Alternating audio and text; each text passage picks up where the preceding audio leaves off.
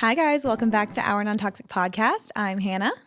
I'm Taylon Sumners-Schwartz. And we are here for a very exciting episode, especially for those of you who like to commit crimes. Just kidding. We're not going to go into that quite yet. So I do want to introduce everything about you. But first, I just want to talk about how we met. So you are part of the coolest sister duo I have ever experienced. I met your younger sister because she went into the social media marketing space, and I got to do some consulting for her, and she's just flourished and blossomed and has the most amazing social media management company, Local Socials Marketing, shout out. And we have been no strangers to voice memos going back and forth talking about the pitfalls of our jobs. So I met her first, and I met you through her. And I remember thinking how crazy it was that you were so, not old-fashioned, but you were so polite and so, because you sent me a handwritten note. And I, first of all, received a letter from an attorney's office, opened this letter, and I'm like, am I being served? Like, I thought there was supposed to be a person for this. I don't know what's going on. Opened the letter, and it was the sweetest handwritten note just talking about, I think it was following the miscarriage episode, and you were so, because you sent me two, and I appreciate them both so much. You were just so sweet, and I still have it. It's like sitting on the corner of my desk so I can look over and see it, and it was much better than being served. So that's how we kind of got to know each other, and then through Instagram, and then we had coffee a few weeks back, and I said, oh, I'm actually obsessed. And here we are. So I love it. I love it. No, that's exactly how everything kind of got started. I want to start with your report. So what are you going to be reading, eating, playing, obsessing, recommending, and treating? Okay. We'll break it down. I was going to say, I'm going to try to remember every single thing. Okay, so reading, right now I'm reading Happy Place by Emily Henry. Love. It's kind of like a slow burn, but it's very good. But it's kind of hard to read because it's like, deals with breakup, spoiler. Oh, yeah. Really. Yeah. But I'm like, it's one of those that you're just like, are you getting back together? Yeah. When are we getting together? Like, am I like crying myself to sleep a little bit? Is it a wine kind of night? Yes, like, what do I need? Yes, like drinking some tea, drinking some Right. wine, like mixing it up. Okay, what was the next one? Drinking? Eating. Eating. Very Okay, sorry. close. Hey, I'm here to support you. It's okay. I am eating smoothies, which I guess is drinking. Hey, same. Consuming. Because, yes, Consuming. yeah. Smoothies because I just basically like take whatever is in the fridge and just kind of like throw it in there, blend it up, and then freeze it for the week, heat it up. Which It's is like the sloppy Joe meat, taco Yes. seasoning. You're just drinking it. All of the protein right there. And then sweet potatoes. I've realized Oh, I they're love. so easy to make. Yes. So We have a potato sleeve that we got on Amazon, and it's like, it looks like an oven mitt. You put a potato in it, and then you put it in the microwave, I think, for 2 minutes, and it cooks the whole potato through. 4 minutes if it's 2 potatoes. It's like the most revolutionary, mind-boggling invention I've ever experienced, but we do that almost every night. I need this. So you're going to link the potato I'm going to link, sleeve yes. to the episode. I'll be a potato influencer. Yes. Okay, what are you playing? And that can be like a sport, or it can be music or podcast or anything. Ooh, all of the music. I have like been huge into music my whole life. My brother was very like alternative indie. He's like 10. Oh my gosh, I think he's older than 11 years older than me. He's Yeah. very old. Very he's old, like yes. over 40s. Oh my God. We don't speak about that. But he gave me, whenever I was younger, this huge like thing of CDs, whatever that's called, like this big book of CDs, I guess, and it had like Modest Mouse, it had the Pixies, it had everybody in it, and so I have always been big on music. So last week I was really lucky because I got to go see Maggie Rogers, Ooh. and I got to go and see Noah Kahan, and Oh. that was like My heart. Noah Kahan, they're two very different artists, Right. But I mean, Noah Kahan, like Yeah. that album, the Stick Season Forever, whatever the album is called. When I heard Stick Season for the first time, I vividly remember where I was. This rarely happens because usually it takes me 2 or 3 tries to warm up to a song. And I hate learning about new music. But I remember I was coming back from the lake. My friends are playing music. We keep passing around the phone. My friend plays a song and I'm listening to it. And the lyrics, we all went from being like, oh my gosh, woo, girls weekend, to being like,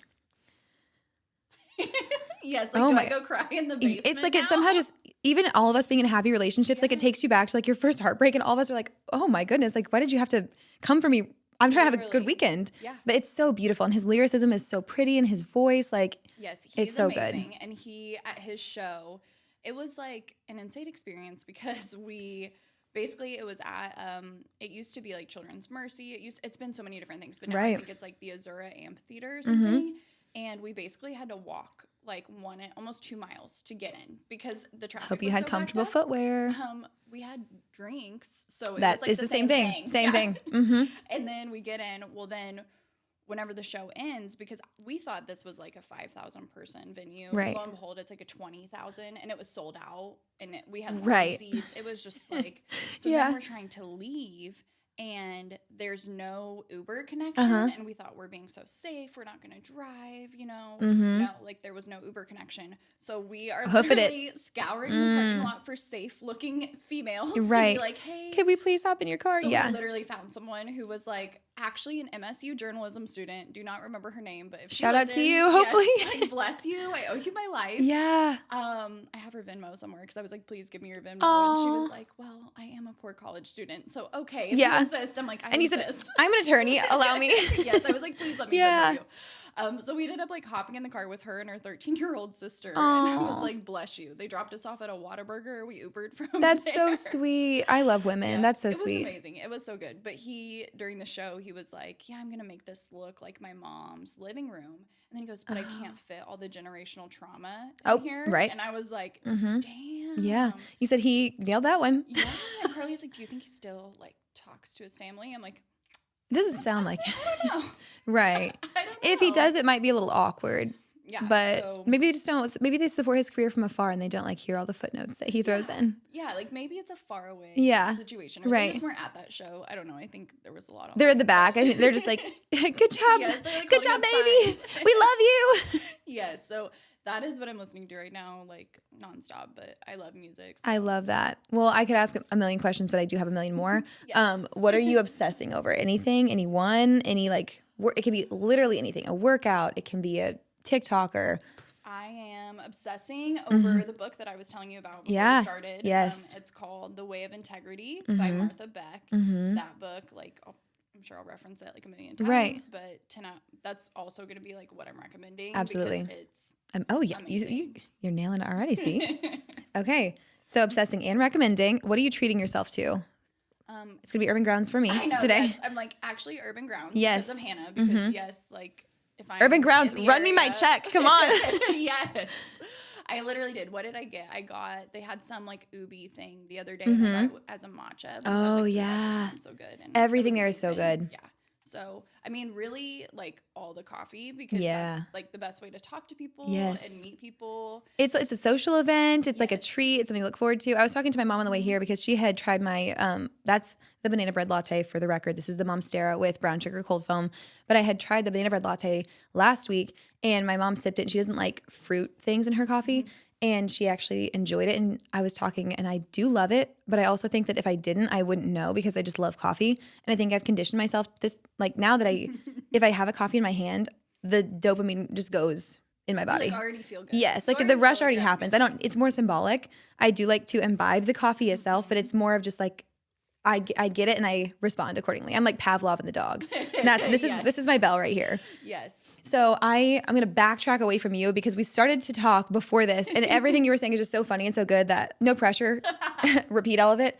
But I got back from a girls trip this weekend. I was in Scottsdale from Thursday to Sunday and I was going to do a whole episode about this and I still might just about girls trips. But we were talking about how it's so rare that you have such a drama-free girls trip where there's no one that like overdid it and they're like, oh, like don't tell my husband, don't do this. Because there's always that one girl that you're like, well, you didn't have to take your top off on the bar. I don't know what you wanted me to do about that. And then there's always somebody who's like very uncomfortable with the cost of everything that didn't really make that known beforehand. And then you get there and you've got the one half of the group that's like, let's just get bottle service. Let's just split this. Or they're like, let's book this amazing whatever. And somebody else is like, I have $50 to spend this whole weekend. And you're like, well, why wasn't that made really clear to the group? So this girls trip was so ideal in the way that we never really discussed a budget. And honestly, this trip came to be so quickly. And I think that that's why it was so successful because every time someone asks me to make plans months in advance, I say no because I get anxiety over it. What if something changes with the friendship? What if something changes like in my life? Obviously, we're like trying to have a baby. So the goal is like not to be able to book a trip 8 months from now. So you never know. But I always say no. And this trip was booked so quickly. Like before we went, I'm shocked that it came together so fast. And it was one of those that I remember I was driving and we got a text that was like, hey, is everyone free this weekend? Like whatever the dates were, the 6th or the 9th. And all the texts are coming in like, yeah, I think so. And the girl that booked our amazing Airbnb, shout out to Abby, she was like, okay, well, if everyone's free, I'm gonna go ahead and book it. Like, are you guys all good? And I'm like driving home, like, I gotta get with Austin. I ran in, he's in the shower. I'm like, are you okay if I go to Scottsdale in like however many weeks? And he's like, yeah, I don't care. Like, do you want to do? I said, okay. And it worked out so perfectly. Like, it was so well planned, and I can't take credit for any of that. I was the Venmo friend. You know how there's on girls trips, there's the one who does everything and then everyone else just Venmos? Yes. I was just a Venmo friend. I didn't do anything. I was like, you captured so many good things. Like, you let us all live. That's true. I did do that. Your Insta. Thank you. That was my role. You did do that. Like, you did great. Thank you so much. You're more than the Venmo friend. Thank you so much. I was a friend who, there's also those reels that go around where it's like the friend making the story that we're all going to repost. I'm that friend. So I guess that's how I pull my weight. But I was telling you beforehand, I'm the only one that doesn't have kids on the trip. So I'm 25. Everyone else is in their 30s. And I was like nervous going on to it because I was afraid that they were going to be like, why did we bring her? You know, like she doesn't get it. She's too young. And like, I am friends with all of them, but they're also like, some of them are my clients too. So it's kind of like double. And it was the most fun, wholesome, like amazing, supportive trip where everyone was so just conscious of other people's feelings. And I think because we all aren't existing best friends, like we're all very good friends and very close, but you don't have that comfortability where you'll like be a bitch to someone. Because you know when you travel with your good friends and you just start saying whatever comes to your mind, and then there's drama because you're almost too close, almost like sisters. So then there's like I think that issues. Is what happens on like bachelorette parties. You're like meshing a bunch of women together, but then it's also like you do have your closest friends there or like your sister. And you lose the filter, and then sometimes you know that they. What is that saying where it's like, you know, you can be not necessarily like the meanest, but you like hurt the people that you're closest with. Yeah. Like because you're so comfortable with them. Right. I think that's so a thing. I think that definitely comes out on the Bachelorette. Yes.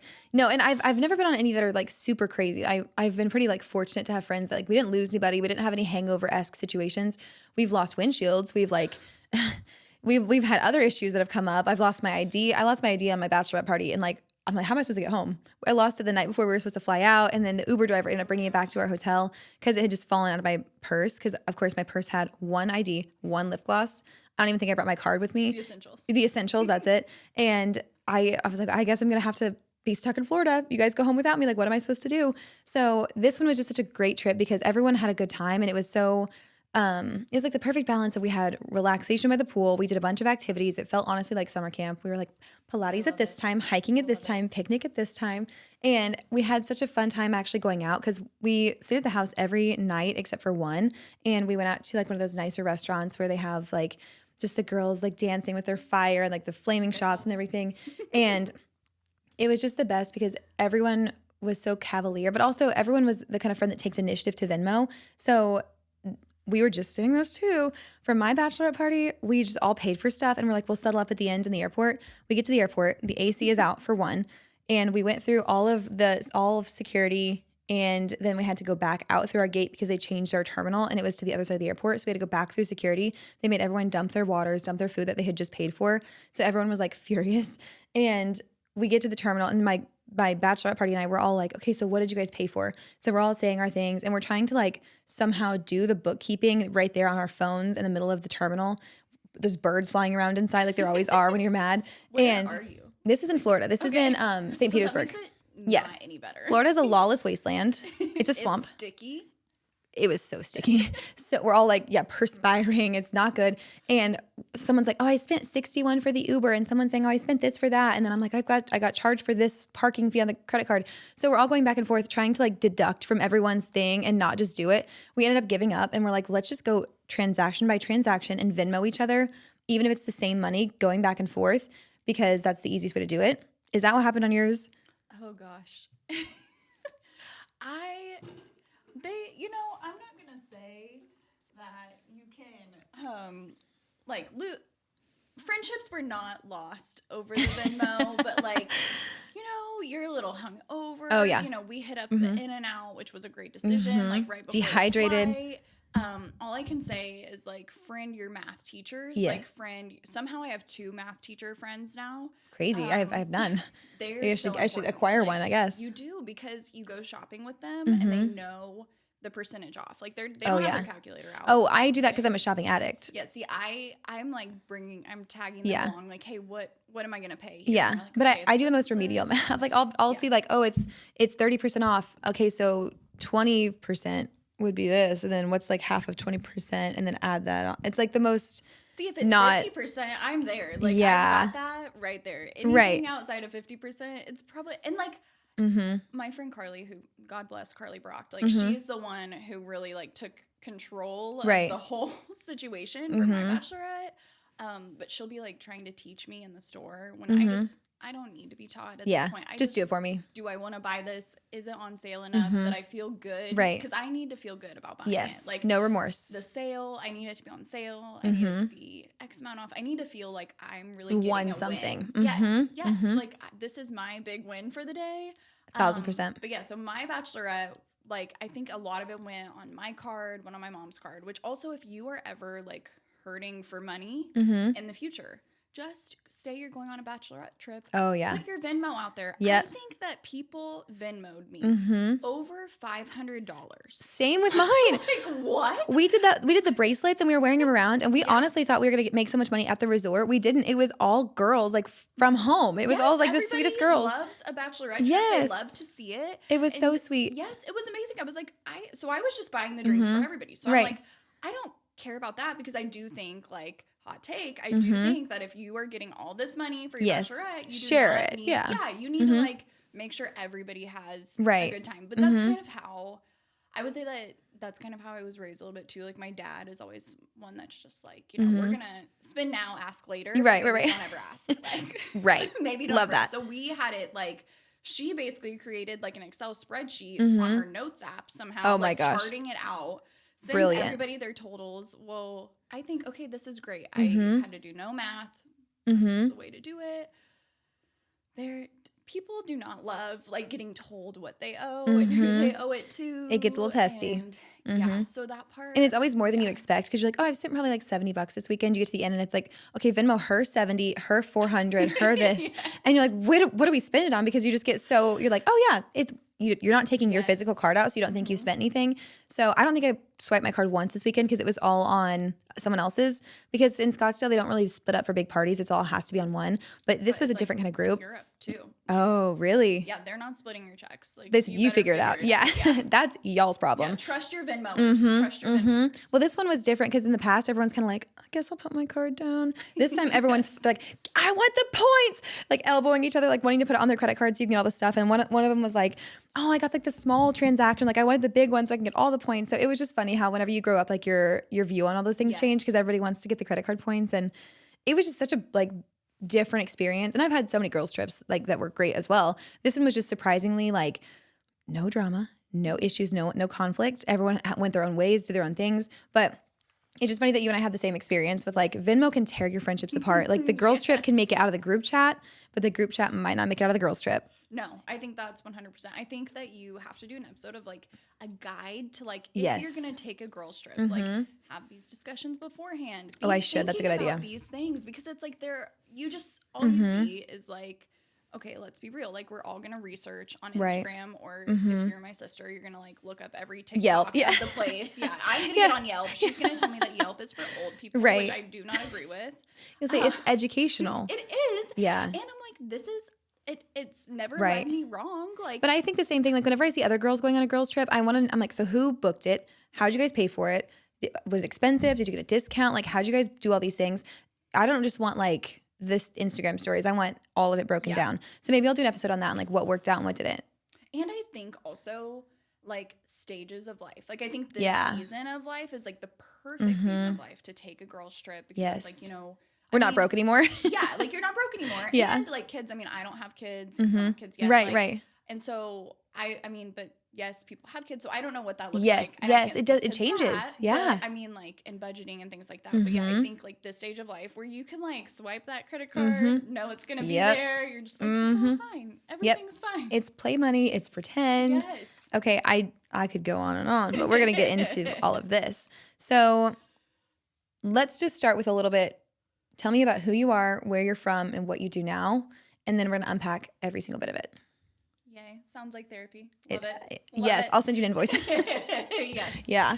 Tell my therapist I can skip next week. Which has to like reschedule in a week. So she's going to be like, look, I know you already got this all out. Yes. So just send her the episode. Be like, hey, take notes. Here's where I'm at. Yes, this is what we need to work through. Exactly. Okay, so I am from Aurora, Missouri, born and raised in Aurora, Missouri. I have two awesome parents, Tanya and Talbot. I don't know. Shout out to them. I'm like, do people normally introduce I love it. I love it. I love my parents. I love them so much that my husband and I actually bought a house up the street from them. It does help that like they have a pool, like an in-ground pool. Doesn't hurt. Beautiful backyard. Doesn't hurt at all. So, and they always have food. Like we were the house that everybody had our garage not an ingredient code. household. Yes. Like, because what happens is like, so my dad drives for a living. And so he will go to different stores and he's not, you know, I think there's such a different, like, as mom, maybe you're shopping and you're like, okay, the family needs this. He's like, what do I want? Yes. He's like, this sounds interesting. Oh, I got this watermelon seeds ice cream the other day. Like, rock on. This sounds great. Yeah. And let's try these puff things that I saw. The package looked cool. And all of a sudden it's like overflowing with snacks. So that does not hurt also. Of course. Yeah, so really lucky in that sense because they are super supportive. And then I've got my younger sister, Tegan. Yeah, who shout out to Tegan. She has been like so incredible through this whole journey, which I guess I'll get into in a little bit. Yeah, but, they just got to stay tuned. They got to wait it out. Find out what the journey is. That's right. And then I've got my older brother who's like in his 40s now, so older, yeah. And so I grew up in Aurora. I had a like 6-hour limit whenever I graduated high school. And I was kind of like, I never want to be in this town anymore. Like, I need to get away. I need to be in the I need to go find city. myself. And yeah. Yes, literally. Like, I don't even know. Was I watching like Uptown Girls maybe? Probably, yeah. And I'm like, I need to be in the big city. This isn't for me. So I had a 6-hour limit. I ended up going to play volleyball. Only played for like 2 years at this little liberal arts school called Nebraska Wesleyan University. Amazing. Funny story, whenever I was trying to go and play volleyball at different places, we went to like Ottawa, I think it was, and I had like a tryout. And my dad, he like tells the coach, he's like, you know, she's not very good, but she'll work really hard. Like, and the coach said, really hard.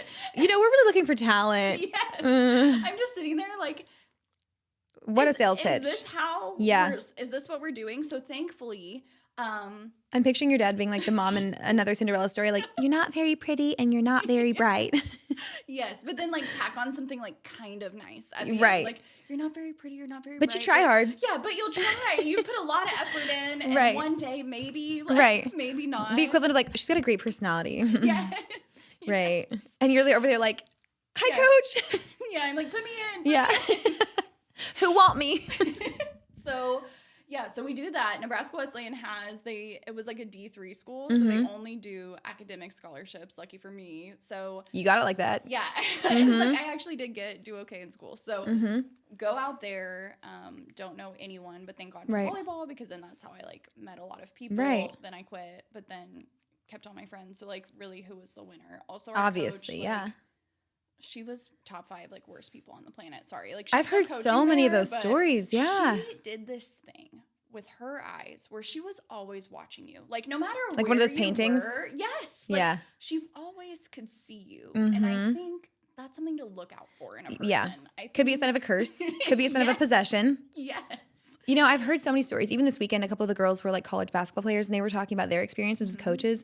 And I've never been more thankful that I'm not athletic, because I don't have coach related trauma because I don't have any talent in that well, apparently realm. I don't have any talent either. Oh, okay. But so you got the bonus. You got the trauma as well. It's great. I just also got the trauma for free. Like, it was so exciting. Yeah, what a bargain. I think that is such a thing that, like, which, I mean, I majored in sociology there, so I'm all about, like, society and the effects of, you know, what people are doing with that. And I had great professors there, but like, I do think that's a thing, because you're at this vulnerable place in your life. Right. And then you're like away from your parents, maybe away from like anyone that you know, me. And then you've got this person like guiding you, but also telling you like maybe you suck. Yeah.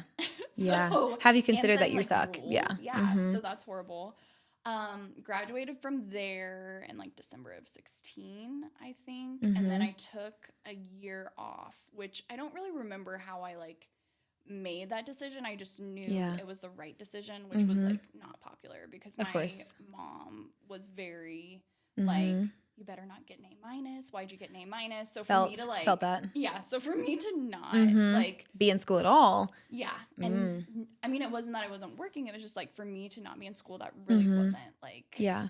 Well, even the discussion about college now has changed so much just in the past couple of years, because before that, even whenever I was in high school and I graduated in 2016, it was still very much, where are you going to college? And there was not really any discussion about not taking that route. And even with my brother being 4 years younger, it's only slightly changed to where now it's more encouraged, like go to a community college, go to a trade school, go do something else, take a gap year. But even just, 9 years ago, whenever I graduated, it was not being highly regarded to not continue on with higher education. So, right.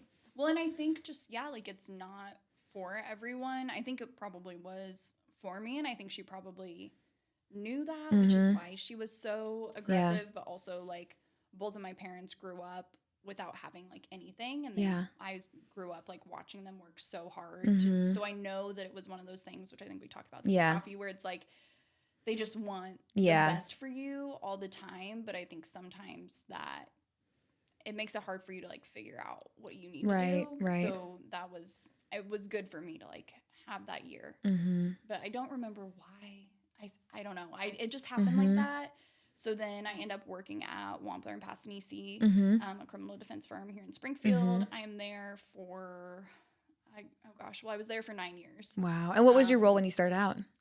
A runner. I was getting their shoes shined. Wow. I was literally like taking their like shoes to go and get them shined. I think my first day I got stuck, which they had been like was a pillar of the community. Oh, of course, He'd been practicing forever. So somehow I end up like in the basement organizing these files that somehow are gonna like all get scanned in. So I needed to like write them all down or like go through the boxes. And I don't even like come up for lunch my first day because I didn't know I was like supposed to come up for lunch. So then I come up at like 4:00, and I think I had been there since like 8:30. And Shauna, who was like the office manager, love of my life, she was an amazing person.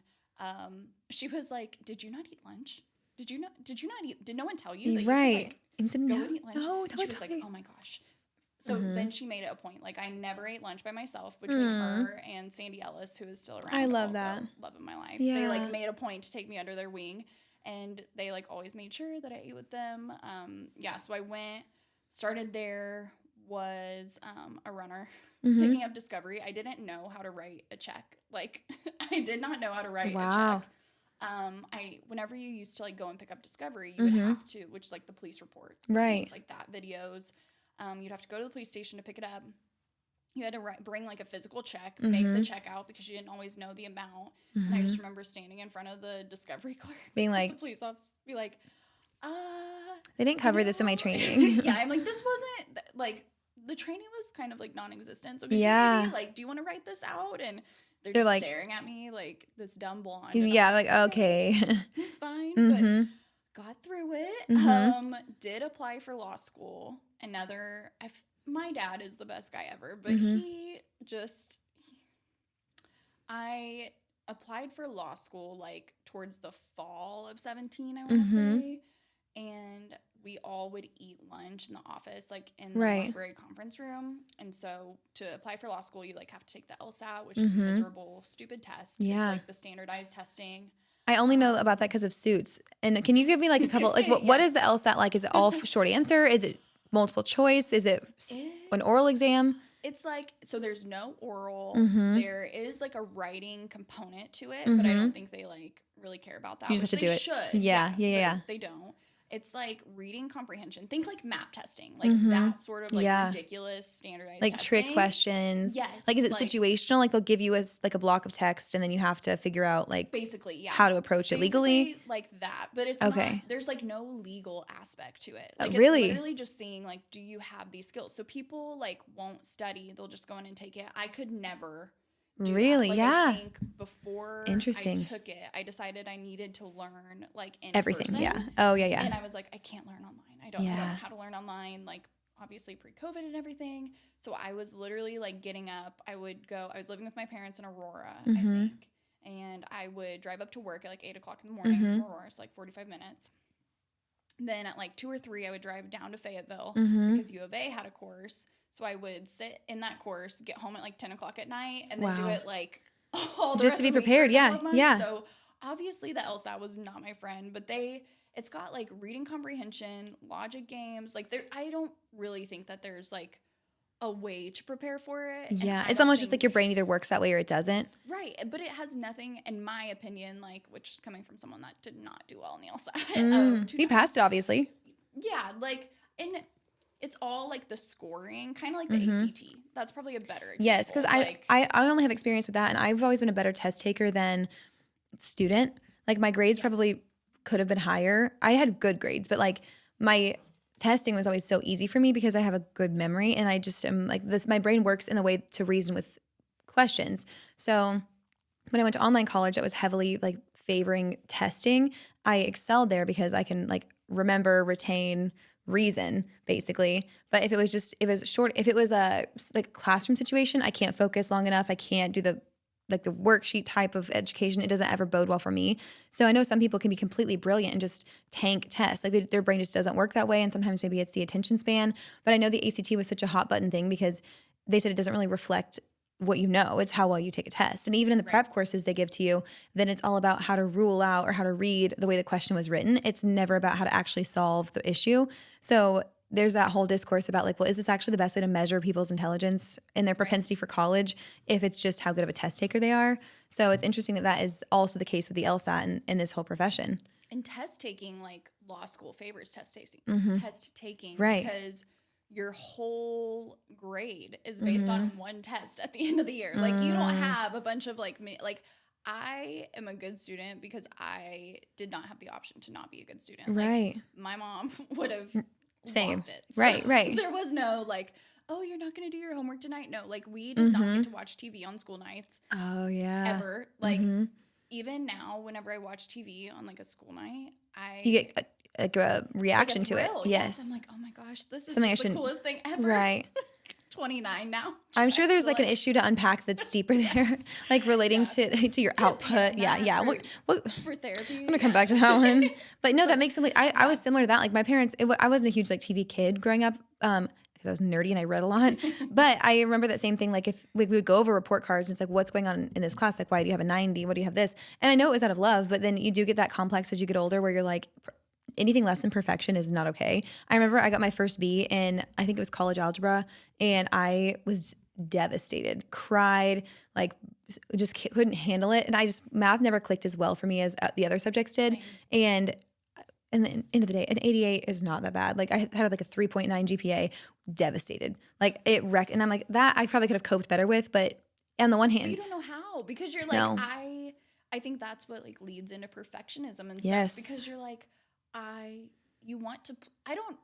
can't relate where people like don't want to please other people, you know, especially growing up. Like you want your parents to say they're proud of you. You want to please them. Like, do I think that my parents would be proud of me for like being, if they felt like I was a good person, right? You know, but they want you to be your best. Like that's the thing. With my parents, I knew that if my best was a C average, they would have been happy with that. But they knew that my best was probably like all A's, and they said, don't fall short of that. So they knew my potential and they pushed me to it. And I think that's such a hard line that I don't even know if there's a solution to, like in my own parenting one day.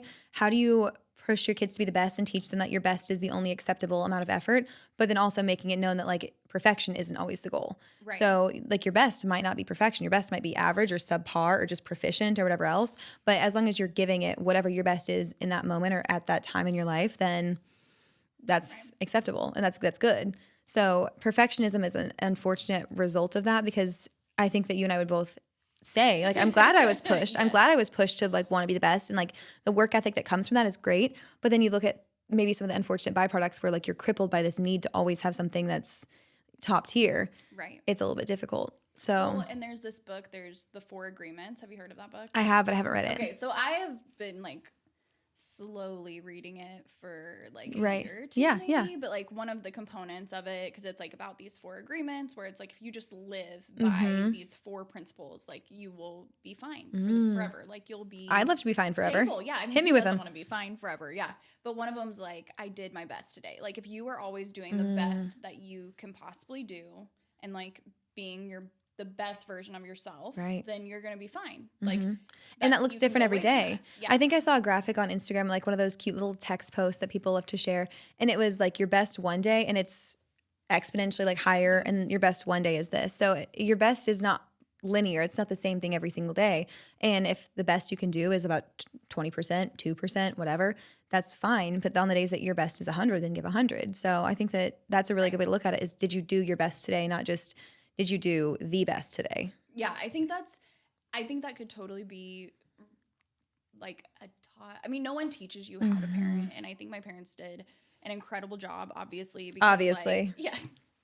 No, I'm just kidding. But really, because like, I mean, my like brother and my sister, like, we want to hang out with our parents. Like, we see them every Sunday, and that's the like biggest by mark. choice. Yeah. Like, I mean, we have my mom up for dinner, I think like 2 or 3 nights a week, maybe. I mean, we are spending a lot of time together. Right. And I think that should really be like the measure Oh, of, yeah. did you do a good job? But my sister, she sent me something one time, and it was like, because she's a young mom, and it was like, remember, like, this is your parents' like first time living their life too. This is their first time being a parent too. And being I'm this like, age. Yeah. Like, they've never, it's not like they've had like all these opportunities. You know, I mean, you can have like multiple kids, but I think if you like frame your thinking in that way, I think you can probably give more grace. Yeah, give grace. Absolutely. That's what I'm always like praying for at night. I'm like, please help me show up with a little more grace than I did the day before, because I think I love that. So struggle with that. And I'm like, man, I will give people so much benefit of the doubt that like I don't know. Yeah. But and then people you do know, know, your expectations up here though for them. So you're like, I know you can be better. I know you're better than this. And then you forget to almost humanize them the same as you would a stranger, because you assume or at least I assume the best of everybody. And then almost when you know somebody, then you are quicker to judge or quicker to hold them like foot to the flame. Like, well, why don't you do this for me? And you forget, like you said, everyone deserves the same amount of grace, but that's pretty noble. It's pretty good. Okay. Hey, it's a work in progress. Aren't we all though? Okay. So how did you get from the LSATs? You took those twice, you said? Yes. So I take the LSAT, do terrible. I mean, probably not like terrible. I mean, I could have gotten, I don't know what the lowest, I mean, I could have just like not like gotten total stage fright and just like not like circled any bubbles or like. Right. So you didn't like shit the bed. Yeah. But you finished it. Yeah. Okay. So I applied to law school. You have to get, I'm trying to think of what goes into your application. So I went to Washburn, or that's the only place I applied was Washburn, because that's where my boss went. So I was like, that's where I'm going. Yeah, the best or nothing. It's in Topeka. Like, here we go. And so basically, what do you have to have? You have to have like a personal statement. You have to have a letter of recommendation. Wow. And then maybe like a resume, your LSAT score, and they have like a whole portal. I think they probably do this for like med school too. I don't know, but they have like a portal where that's how law schools like access your stuff. You should like upload it into this like LSAC. I think that's what it's called, LSAC portal. So very stressful, very terrible. Well, my dad gets like a letter in the mail. I'm still working full time at the law office, and he like calls me because he's so excited-ish, you know, as excited as he gets. And he's like, I've got a letter from Washburn here. And I'm like, oh, okay. And he's like, yeah, like, let me, do you want me to open it? Like, I'm going to open it and tell you. And I was like, okay, well then maybe I put it on speaker, but I'm also like, she has always been my like, her and Shauna were like my like biggest cheerleaders forever. And so I think we were all in the lunchroom, and they're like, I wouldn't say, is this like traumatizing? Maybe a little bit embarrassing. Yes. So basically my dad is like on speaker. He's like, you know, we got all this, like, we're getting amped up, and he's like, you've been waitlisted. And I was like, they're like holding the champagne. Yes. I'm like, I'm just like standing in the lunchroom, so mortified. Like, I don't even know that I like cried, but I was just like, I don't know if I was just so pissed at my dad. Like, really, you couldn't have just like vetted it first. Yeah. Also, I think there's like an envelope thing they say where it's like, is it a small envelope? Yeah. Or if it's a packet. Yeah. It wasn't a packet, but he said it's probably good news. Whatever. Yeah. I think maybe the packet's coming. Let's rip this bad boy open. So I'm just like dealing with that. That sucked. But I mean, I think everything happens for a reason. And so I just wasn't ready. So then I take the LSAT again, which I think after I took it again, they were like, maybe she could take it again. And I was like, no, like if you don't want me to come, like, I'm good. I'll find something else. Like, this is not for me. But is it a pass fail test, or is it like a score test? It's a score test. Okay. So I think like, gosh, what is it? Like, I think maybe 170, 160 is maybe like the highest. And then I think I was scoring in like the 140s. And I think that's what I like stayed in, which isn't horrible, but like law schools get like rated with whatever it is, like the best news, world news reports or whatever. And so it like they don't want anything that makes their ranking go down. So why would you want someone that like doesn't have a good LSAT score to come and then like blow your rating? That's true. And so yeah, that was a time. But I ended up getting accepted in the January class, which is like a literally like a 30-person class, like specific to Washburn, because you could do law school. They advertised like 2 years, which I didn't necessarily. That wasn't my goal, but it was like.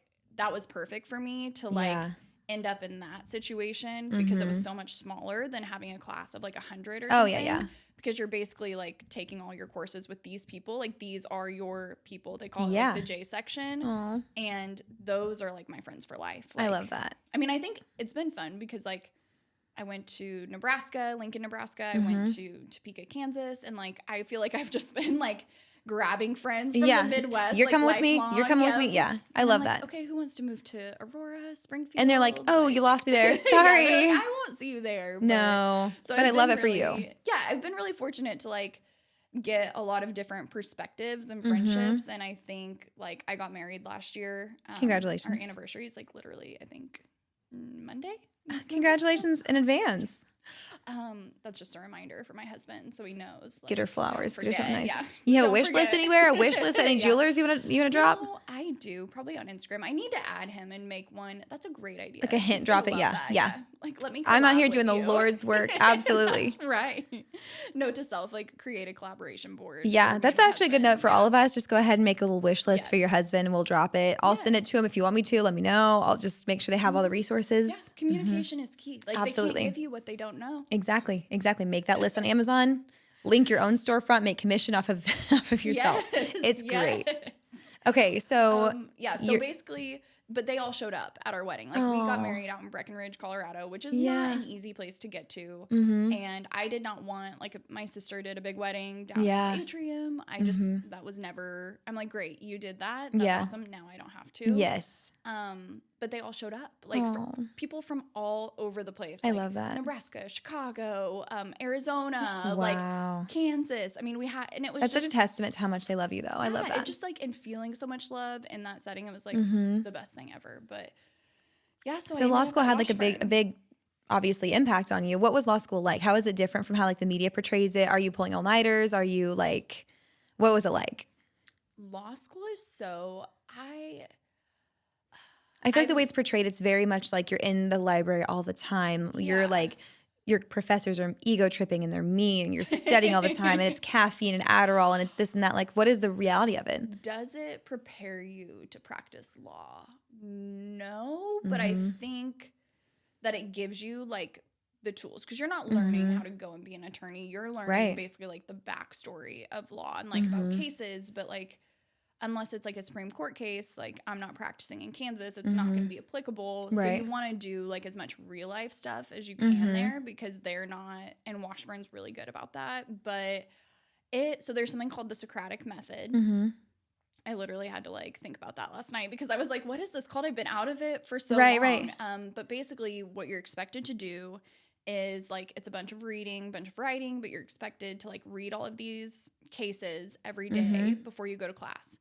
In class, they will do what's called cold calling. And just pick on somebody. Yeah. They're just going to call your last name, not your first name. Sounds like it's not anxiety inducing at all. We had one professor who had, I can't remember where, he was from like the Caribbean or something, and he had like an accent and he would do like finger guns sometimes. And so like seeing finger guns, that is very triggering for me. Okay, note to self. I'll holster them. Yes, literally keep them down. Okay, keep them down.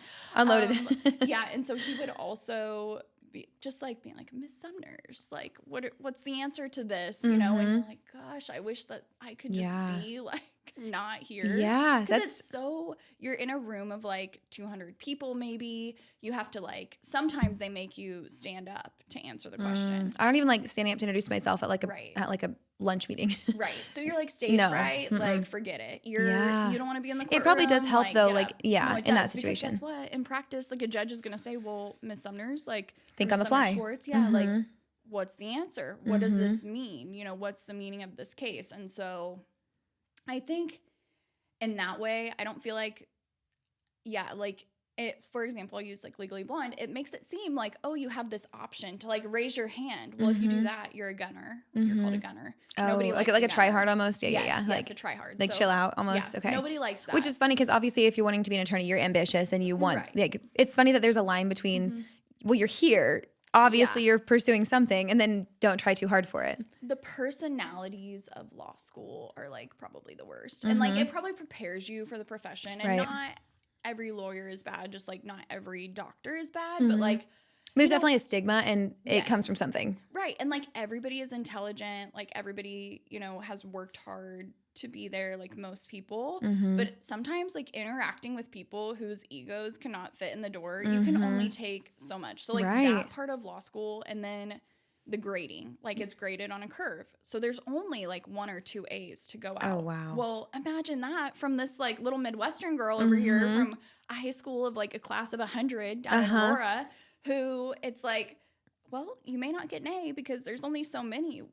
If I don't get an A and my mom's gonna like, I can't go home for Christmas. Yeah. Like, what do you mean? Yeah, like, are you gonna feed me turkey at Thanksgiving? Right. Like, so getting used to that, it's basically like a repeated kick in the teeth. But it's good for you. And like if you test well, you'll do well. I have always enjoyed writing, and so it's a lot of like your exam at the end of the year is like basically in every class like an essay where you get like a hypothetical problem. And it's this like bizarre fact pattern. Like think about like your math quizzes where it used to be like Tommy gets on the train with 7 people. Yeah. And then 2 people get off. How many people are on the train? It's right. kind of like that. Yeah. Like for law. Okay. And so then you have to write a whole thing about it, and there's a whole way.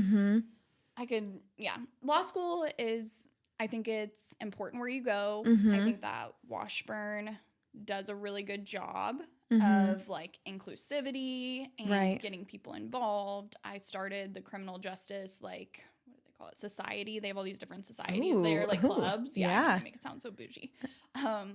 So they do a good job of like getting people involved. They do a good job of like practical experience. Of course. Yeah. But it's definitely a big shift. Like I hadn't lived in an apartment by myself because I'd always lived like with my parents or with a friend or with my brother, like and so going to that, I'm having this whole like life change of where I'm like sitting in this old, it was a beautiful apartment in the sketchiest neighborhood around, like gunshots every night because of course it's Topeka. Sorry, but it is. And just being honest, that's what we're here for. But it was like basically a little like New York, like Brooklyn apartment because it was all like wood floors. Oh, yeah. But like, were there mice? Was it like the tiniest kitchen ever? Was it like extremely ratchet? But was it $400 a month for rent? Yes. I'll take it. Where do I sign? Literally. Does it come with mouse traps? Let's go. Was it next to a for sure meth house? Like, yes. Or trap house. That's what we call here on the street. Here on the street. Yeah. I know the terms. But yeah, so I think going through that adjustment, then going into this place where it's like, not that I'm thinking that I'm the best, but how do I like... You almost have to have that edge to propel you through it. Yeah. Otherwise, if you just think like, oh, I'm mediocre, then you won't have that fire to continue. Right. And maybe that's why you have to have an ego to go into professions like, the medical field or in practicing law. You have to have some kind of, not self-importance, but you have to believe that you're the best in order to get you through all these grueling competitive things. Yeah, and that is really hard to have, like, as a female. Even just going into, like...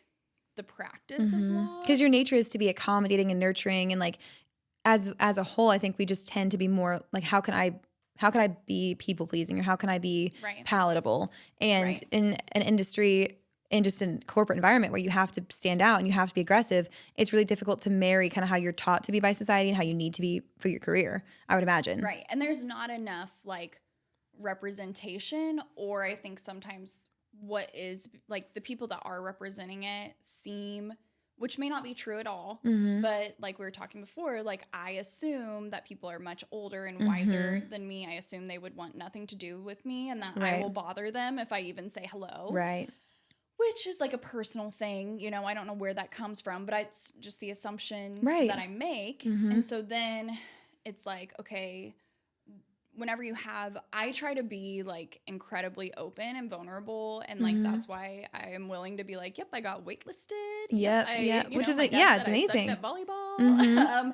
Because I'm like, I don't ever want to be the person that like people don't feel comfortable talking to. Like, I hope that people like listen to this and they have questions, whether they want to go to law school, whether they don't. Like, I really feel like, especially just being from a small town, like, no one is coming to your high school saying, hey, you can do this or you can do this. And they're especially not coming in there to like females like encouraging this. And I just think that's so depressing because there's so much like, you know, out there that people can be doing, especially women. And so, yeah, I think it is really hard whenever it's already seeming like this men in suits environment. Yeah. And so that was the best thing that I did in law school was like, not befriend my professors, but like not be afraid to go to the office hours and ask the questions. And like, if I look stupid, I look stupid, but I need an answer to my question. Yeah, absolutely. So yeah, because you're basically like, if you can just picture like fitting a whole semester into one test. So that's absolutely insane. Yeah. Like there are nights where you're going to be like up all night. But then there's nights where you're going to be like going out drinking and you like, you still have a life. Your best friends, and that's where I met my husband, which like I love that. Trauma bonding. Yeah. Over it. We're taking this with us. Yes. So, yeah, I think that anyone can do it. I also think this idea that like, oh, if you weren't top of the class or, oh, like I had people that were over 50. Like that was a big part of my law school class. There was a woman who was incredible. She would run like 3 miles in the morning, be like eating her breakfast that she had already made. She had like 3 kids, or 2 kids, and had a baby in law school. She was gosh, the epitome doing it, of perfection, you know, like involved in all these things. She did it exactly how they like said to do it. And I'm like, so people that are sitting on the sidelines, like, oh, I could never go to law school. I'm too old, or I have kids, or I'm this. Like, no, a lot of my friends had kids. They would like drive home. I had a friend he would drive home like 4 or 5 hours every weekend. And that's when he saw his kids. But it was like so important to him. So I'm like, anybody can do it. Like I majored in sociology. Other people have majored in like, I think we had a lot of like chemists and like weird like engineering. I love that you're so open about it though, because I think if I went to law school, truthfully, I'd be like, it was so difficult and you probably couldn't do it. Like it 100%. But I would want to keep it exclusive. Like I would, the fact that you're saying like anyone can do it, like you could pursue it. It's doable. And I think that if I had gone through something that's so highly regarded, I would be the opposite of you. I would be like, it is very exclusive. You probably couldn't do it. I'm amazing. I'm so brilliant, because you want to gatekeep that, like, what is the word? Like it's so coveted and it's so, it's so well respected. Like integrity, but I don't think it's like the right. Now that I've like learned more about integrity from that book, I don't feel like it's like the right, but I mean like, yes, this is a like great profession, but I think that if you're willing to work hard, like I see plenty of people like, and I'm not saying this to be like rude, but I'm like, I see plenty of people that I'm like, how the hell did you get out of law school? Like, how do you still have your license? And I'm over here like stressing about everything that I do all the time. And then I'm like, you've got people that just don't. Like, and that was the other thing, like people, I think the LSAT is there to like keep people out for no reason, because it has nothing to do, like I had friends that got huge scholarships to go to law school. Me, no scholarship to come in because obviously my stupid LSAT score. Yeah, right. They were on like the failing list our first semester. Like they were about to get kicked out. And I'm like, so you're telling me that this one test is gonna like define you, but then even going through law school, like let's say you don't do well in law school. I know people that almost flunked out and they're making like bukus of dollars. Right. Being super successful attorneys. Yeah. Like it's important, but like, I think assuming that like that's your forever of like that you're stuck here because this is how you did here. I think that is just such a limiting belief. Well, I think that's a great attitude to have as well, to say like, yes, this is the big test that I'm supposed to do well on. And if you didn't do as well as you wanted to, you could have easily been like, well, this obviously is a sign it's not for me. But you just said like, that's just a factor of my journey. I'm going to move on and prove why I'm meant to be here. And I think that's so inspiring. So I want to get into your professional journey. Hello guys, it is Hannah from the editing room here. I have a quick little update. So this episode has been so fantastic and so amazing, but we do proceed to go ahead and talk for another hour and 7 minutes. So I decided to go ahead and break it into 2 episodes just because everything that Taylon said was so insightful, so amazing, so fantastic. She's wonderful. She's iconic. She is the moment.